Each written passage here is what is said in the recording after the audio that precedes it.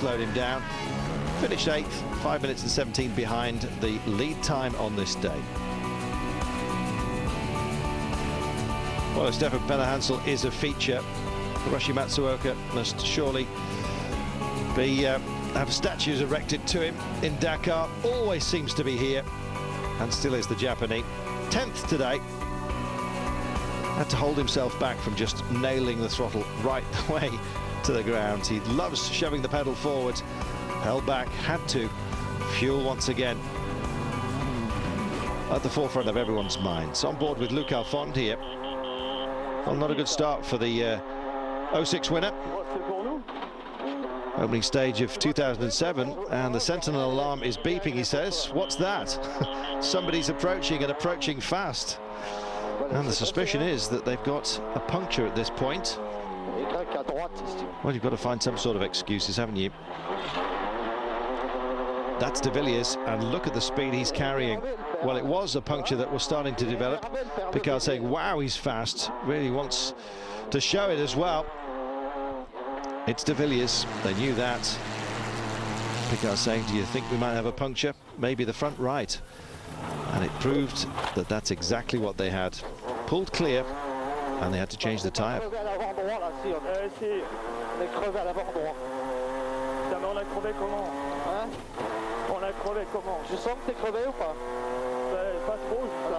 Do you sense that we've got a puncture? Says absolutely.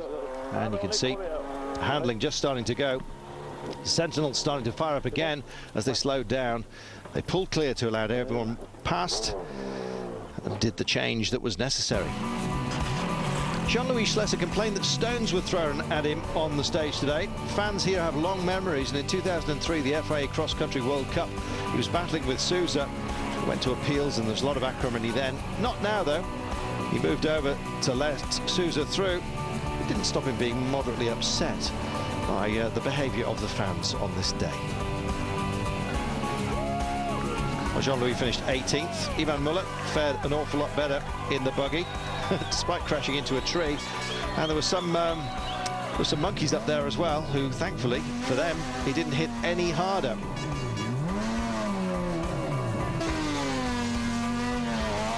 While hoping for a good view of proceedings. Well, they could have got more than they bargained for out there. Robbie Gordon on board the Hummer. Well, it's kind of a Hummer development machine. It's got a bit of a look of a pro truck about it, hasn't it? But unfortunately for him, he got beached today. There's a lot of space between those wheel arches. And ever the enthusiast, Robbie Gordon just manages to get assistance where necessary, even if it's from a handy JCB.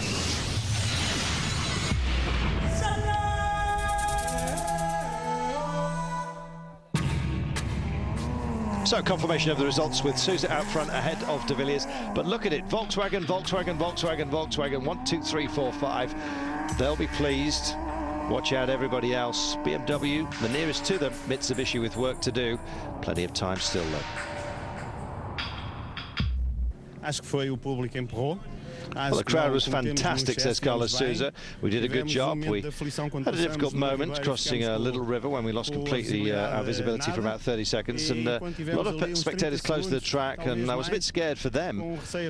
Slowed down a lot, lost a lot of time. The big thing of the day, though, is the enormous crowd, and the win I dedicated for them, he says.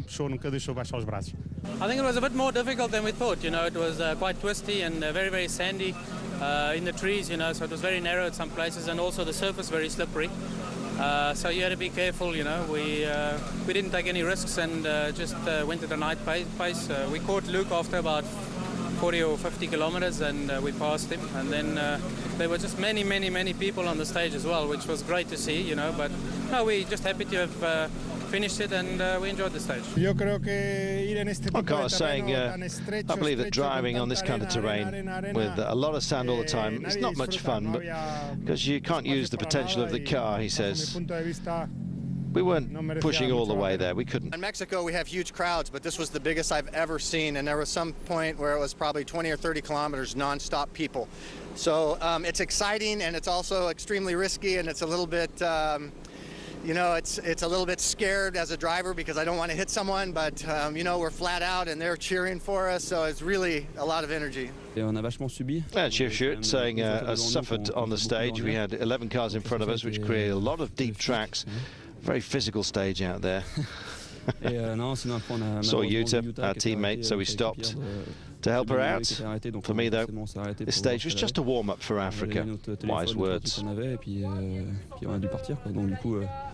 Donc voilà, donc c'est une bonne première mise en jambe.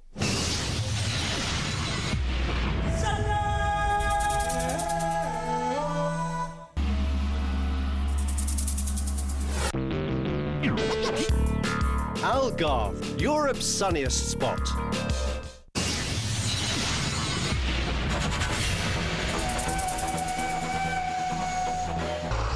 Well, the big boys had their troubles. The cars had already cut it up. The bikes had even helped a little bit, if helped you can call it. Sugawara, Teruhito Sugawara in the 507 was out there, finished 14th on the day. Shigin finishing in P3. It was the elder De Roy that got the better of everyone. Meanwhile, Jan stuck in the sand out there. The younger De Roy, I should say, was making it look nice and smooth. Gerard De Roy on board with him, but Dad, well, was having a tough time. Finished 50th, an hour down, and he wasn't the only one to get stuck. Hans Becks, may I tell you, you'll see smoke coming out of his truck in a moment, finished 74th, 2 hours and 15 down. And he just managed to beat the Brits, for goodness sake. Yes, Chris Hammond and James Willett being driven by Jean-Marie Lacour. Finished 2 hours and 35 down, and the Bowler Spirit support truck with John Walker and the Walker, Hawkins and Hunt outfit finishing nearly 3 hours adrift of the pace. Well, they weren't the only ones to get stuck and be in trouble. Soft sand just ate these trucks on occasion. Others were having a neater time of things. So the younger De Roy in the 509 taking it ahead of Hans Stacey. It's an all Dutch affair at the top for now. An awful long way to go for these big fellas. They've already practiced an awful lot of digging right here in Portugal, some of them. Incidentally, I think we forgot to mention our cars for the Brits while we're looking at these trucks stuck. Yes, Matt Stevenson, who is the co-driver of Michael Peterson on the SFG buggy.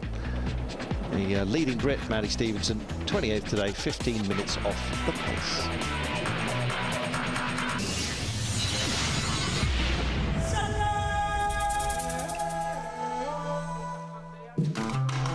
So tomorrow, just a short little loop around Portimao and then the whiz all the way to Malaga. A boat awaits. Guess where? You're right, we're heading to Africa. For now, though, well, time to contemplate. From me, Carlton Kirby, for tonight. Bye-bye.